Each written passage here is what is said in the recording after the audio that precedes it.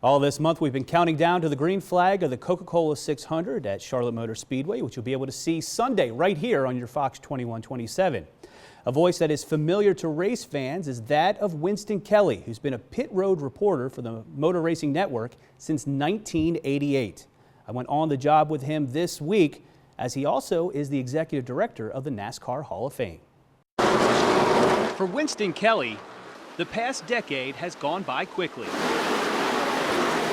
And that makes sense considering everything moves fast in stock car racing. He's a lifelong race fan who's become a fixture on pit road as one of the reporters for the Motor Racing Network. It lets everybody have a panoramic view from the very early years of NASCAR to today's car.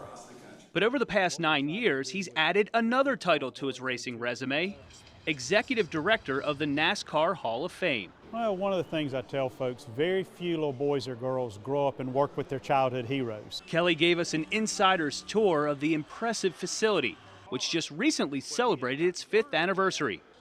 Add in 4 years of planning, and it's been a decade in the making. But one that's always been special is Glory Road, because it tells the history of NASCAR. Seeing Glory Road for the first time brought Kelley to tears, because he had lived through it all. Starting at age 6, he became a Richard Petty fan. The King won the first race Kelley attended, and he even got Petty's autograph after the event. And he was so friendly, as he is to everybody. But I stayed a Richard Petty fan because he treats everybody the same. The NASCAR Hall of Fame is more than a museum. Press the gas pedal all the way full at one time. It features fun. This is like the 5th time I've wrecked. Hands-on activities. Your car is leaking fluid. This lets folks see what that hand-eye coordination is. Like pit crew practice. And the opportunity to see firsthand what a team's hauler looks like. We built the building around it. Which brings up a great question.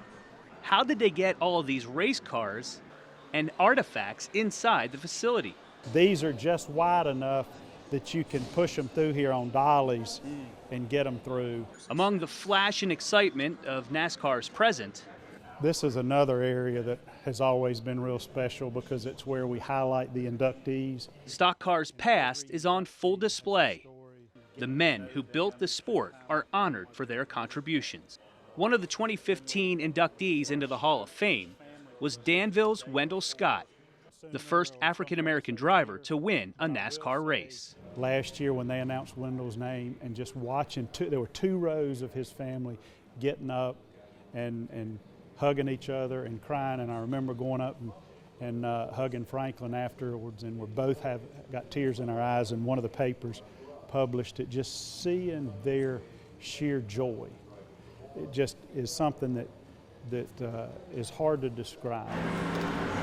Our tour went all the way to the 4th floor. There's several things up here that are pretty neat to me as a part of the development of the hall, but also I think it connects with the fans to show them how realistic things are. This is an area called Heritage Speedway, where NASCAR's rich 6-decade history is celebrated. Another one that I think is very special. Stock car racing is fortunate that a lot of its past stars are still around the sport. A section of Heritage Speedway is dedicated to those who are no longer with us. And this is a place where the industry and the fans can come and reminisce in a positive way, those who built the sport. Just as the Hall of Fame is set up as a fan experience,